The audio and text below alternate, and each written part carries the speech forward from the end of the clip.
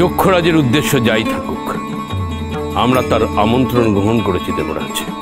কুবের আপনাদের নিমন্ত্রণ করলেন আর আপনারা ত্রিদেব তা গ্রহণ করলেন, এই কথা তাহলে সত্য? শিষ্টাচার জগতের নিয়ম দেবরাজ। ত্রিদেবের ন্যায় আপনারাও এই আমন্ত্রণ গ্রহণ করবেন এই আশা পোষণ করুন।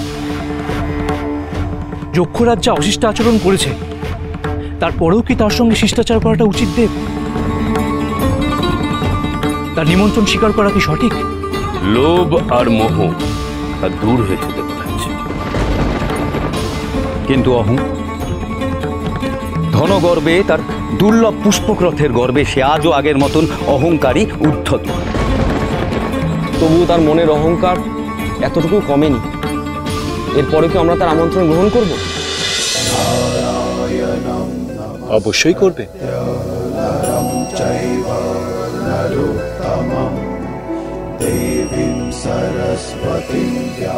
যে যক্ষরাজের অহংকারের কথা আপনারা বলছেন, যে অহংকার এতটুকু কমেনি, সেই অহংকারীর আমন্ত্রণ আপনারা অবশ্যই রক্ষা করবেন।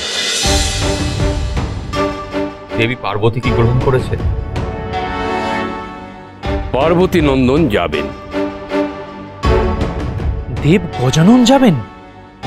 যক্ষরাজ কুবেরের গগনচুম্বী অহংকারের সামনে যখন গজানন উপস্থিত হবেন, তখন কি ঘটতে পারে তার সাক্ষী থাকার জন্য আমাদের সেখানে উপস্থিত থাকা প্রয়োজন।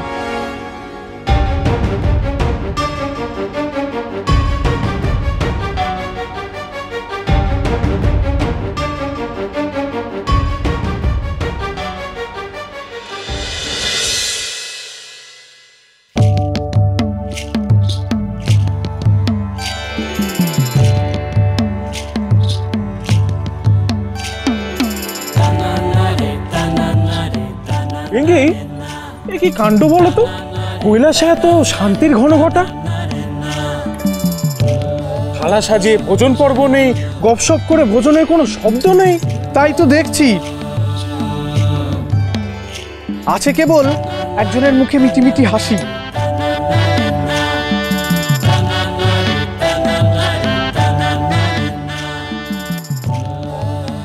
মনে হচ্ছে কারো যেন খাবারে অরুচি হয়েছে, জানো? হ্যাঁ, ঠিক বলেছ।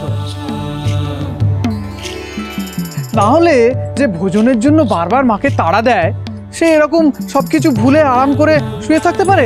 নিশ্চয়ই অরুচি হয়েছে। মোটেই না, আমার অরুচি হয়নি। তোমাদের কথা শুনে আমার রাগও হয়নি। তাতে তো আরো অবাক লাগছে।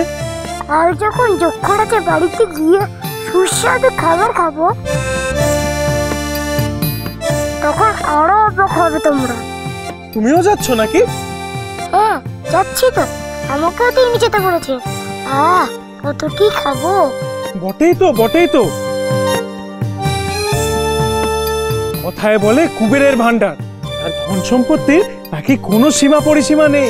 আচ্ছা, হ্যাঁ, তাহলে বুঝতে পারছো কাল কি কি খাবারের আয়োজনটা হবে? অনুজ, কাল কি কি খাবার হবে সেখানে? আমি কি আগে কখনো গিয়েছি যে জানবো? তবে আমি কি খাবো তা ভেবে নিয়েছি। তাই নাকি? কি কি খাবে শুনি, কি কি খাবে?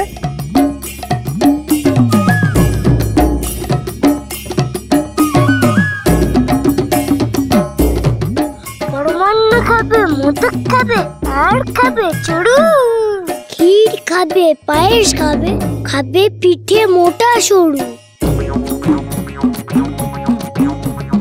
অল্পতে সে খুশি নয়, খেতে হবে বেশি, তবে শরীর বল পাবে, শক্ত হবে পেশি। দুই অসুরের সঙ্গে যুদ্ধ করে শক্তি গেছে ঢের, পেট ভরে ভোজন করে ফুর্তি ফিরবে ফের। মন্দ লোকে যে যাই বলো, মোটেই আমি থামবো না। ভোজের বাড়ি খেতে বসে একটুও লজ্জা পাবো না। গপ গপ সব সব চেটে পুটে খাবো। খাবার পরে দুহাত তুলে নেচে নেচে ফিরবো, নেচে নেচে ফিরবো।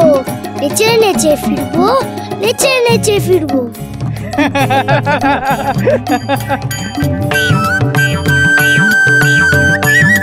বাপরে, এত কিছু খাওয়ার পর তুমি উঠে দাঁড়াতে পারবে তো?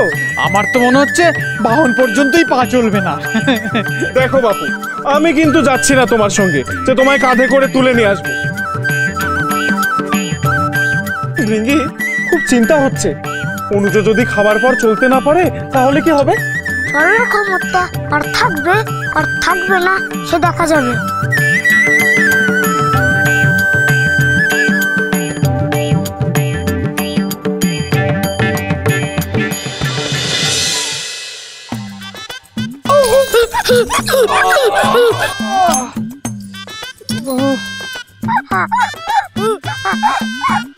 নিশ্চয়ই অনুজের কীর্তি।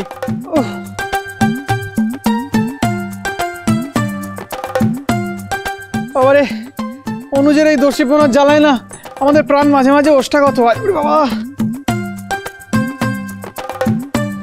আর কাল কুবের প্রাসাদে নিমন্ত্রণ রক্ষা করতে গিয়ে সে যে কি করবে কে জানে।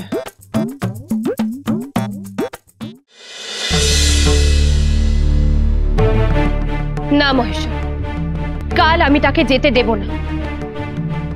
অবুঝ হয়েও না পারবো। মার্জনা করো মহেশ্বর। অবুঝ আমি নয়, অবুঝ তুমি হয়েছ, তাই তুমি তাকে মার্জনা করতে পেরেছ, কিন্তু আমি পারবো না। আমার পুত্র সেখানে যাবে না। নিজের ক্রোধ সংবরণ করো, শান্ত করো নিজেকে। একবার ভেবে দেখো, কেন আমি যক্ষরাজকে মার্জনা করেছি, কেন আমাদের পুত্রকে সেখানে যেতে দিচ্ছি না মহেশ্বর, আমি কিচ্ছু ভাবতে চাই না। আমি শুধু চাই আমার পুত্র সেখানে যাবে না, যাবে না সে ওখানে। যক্ষরাজকে আমি একেবারেই বিশ্বাস করি না। শুনেছো তুমি? বিশ্বাস? তুমি তোমার পুত্রকে বিশ্বাস করো তো? নিজের চাইতেও বেশি। কিন্তু মহেশ্বর, সে যে একেবারে শিশু, হাতে পায়ে খুব চঞ্চল। সেখানে গিয়ে সে কি ছেলে মানুষই করে ফেলবে তা আমি জানি না। জগৎ সংসারের কোনো অভিজ্ঞতাই নেই যে তার, অবশ্য এই বয়সে কোনো কথা নয়। তাই আমি চাই না সে একা ওখানে যাক। একা তুমি তোমার পুত্রকে যুদ্ধে যেতে দিতে পারো, কিন্তু আমন্ত্রণ রক্ষাতে সেখানে যেতে দিতে পারো না। তোমার কিসের এত আপত্তি? পার্বতী, আমার পুত্রকে সেখানে কেন পাঠাচ্ছি তার যথার্থতা তোমার কাছে অজানা?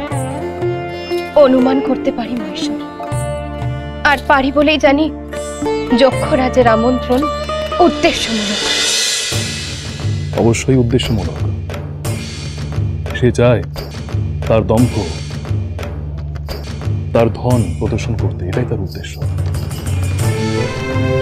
কিন্তু মহেশ্বর, আমার পুত্র যে কি দম্ভ, কি ধন, কি বিত্ত তা জানে না। সে ওসবের প্রদর্শনী দেখে কি করবে, কি বুঝবে সেসবের মূল্য? সেই কারণেই তার সেখানে যাওয়া অত্যন্ত আবশ্যক পার্বতী। ধন সম্পত্তি, বিত্ত, দম্ভের মূল্য বুঝতে না,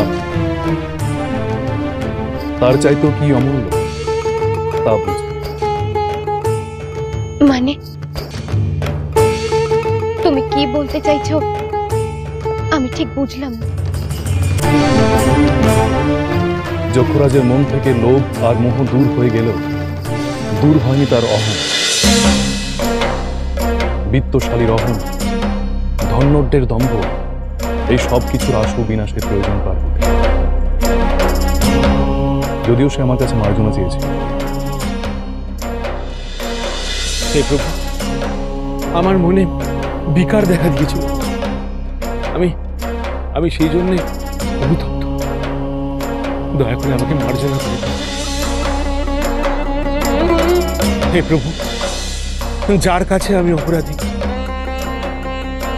সেই দেবীর মার্জনা না পেলে আমি নিজেকে মুক্ত করতে পারছি না। তিনি অবশ্যই আপনাকে মার্জনা করবেন।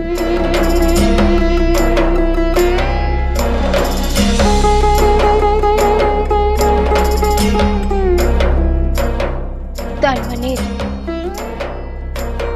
তার মার্জনা চাওয়া কলুষ মুক্ত মনে হয়নি, শুদ্ধ হয়নি তার অন্তর। সেই ভার আমাদেরকে নিতে হবে, এমনকি সেই ভার আমাদের গণপতির উপর তুলে দিতে হবে, কারণ সেই ব্যতীত এই ত্রিজগতে এমন কেউ নেই যে যক্ষরাজের মন থেকে এই অহং দূর করতে পারে।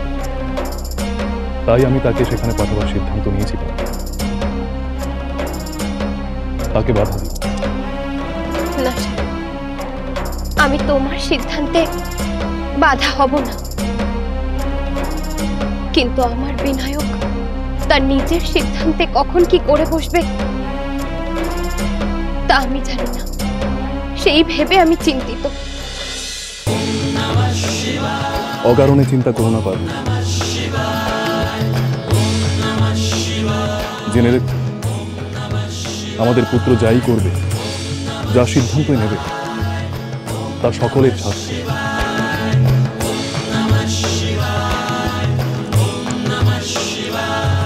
এই জগতের হিতায়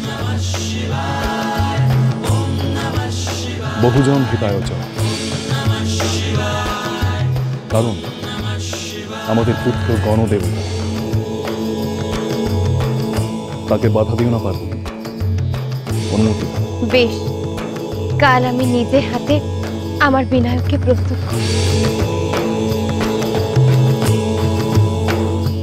যা সুখাদ্য তা তুমি অবশ্যই খাবে পুত্র, কিন্তু তার সঙ্গে যা দেখবে তা যদি তোমার মনে হয় তা ঠিক নয়, তা অসঙ্গত, তাও তুমি উদরস্থ করবে।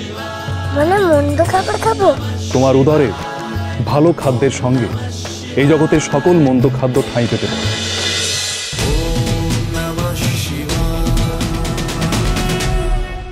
স্টার জলসার প্রিয় শো দেখার জন্য সাবস্ক্রাইব করুন আমাদের ইউটিউব চ্যানেলে এবং আপডেটেড থাকার জন্য প্রেস করুন বেল আইকন। চলো চলো চলো চলো পাল্টাই।